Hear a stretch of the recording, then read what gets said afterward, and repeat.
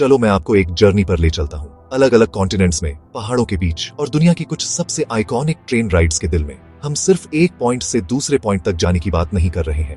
ये रेलवेज कहानियां हैं, एडवेंचर्स हैं, कभी कभी तो चलती फिरती लीजेंड्स भी। जापान से शुरू करते हैं शिंकानसेन यानी बुलेट ट्रेन से। स्लीक, फ्यूचरिस्टिक और फास्ट, इतनी फास्ट। शिंकानसेन माउंट फुजी के पास से 320 किलोमीटर प्रति घंटे की जबरदस्त स्पीड से निकलती है। लेकिन इसका मैजिक ये है, ये सब प्रेसिजन के बारे में है। ट्रेन्स लगभग टाइम पर ही डिपार्ट और अराइव करती है। ये हाई स्पीड ट्रेवल है, हाँ, लेकिन ये टाइमिंग और इंजीनियरिंग का एक कमाल भी है। अगला है स्विट्जरलैंड में बर्निना एक्सप्रेस।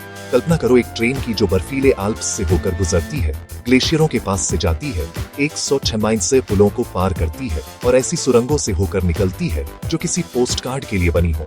हर विंडो एक पैनोरामिक व्यू है, बर्फीली चोटियां, फिरोजी झीलें और ऐसी वादियां जो समय से अछूती लगती है। ये सिर्फ एक राइड नहीं है, ये एक चलता फिरता मास्टरपीस है। अब एक जबरदस्त चीज के लिए तैयार हो जाओ, रूस की ट्रांस साइबेरियन रेलवे। ये अपने आप में एक अलग लीग में है। 9000 किलोमीटर, हाँ आपने सही सुना, मॉस्को को व्लादिवोस्टॉक से जोड़ती है।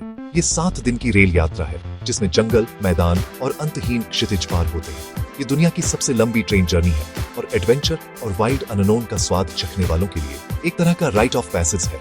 चलो इसे अपने इंडिया ले आते हैं, एक ऐसा देश जहाँ ट्रेन सिर्फ ट्रांसपोर्ट नहीं बल्कि एक लाइफ लाइन है। इंडियन रेलवेज नेटवर्क दुनिया के सबसे बड़े नेटवर्कों में से एक है जो हर दिन लाखों लोगों को ले जाता है। ऐतिहासिक दार्जिलिंग टॉय ट्रेन से जो धुंधली पहाड़ियों से गुजरती है, से लेकर वाइब्रेंट स्टेशंस पर लोगों की अंतहीन भीड़ तक, ये सब एक ही ट्रैक पर है।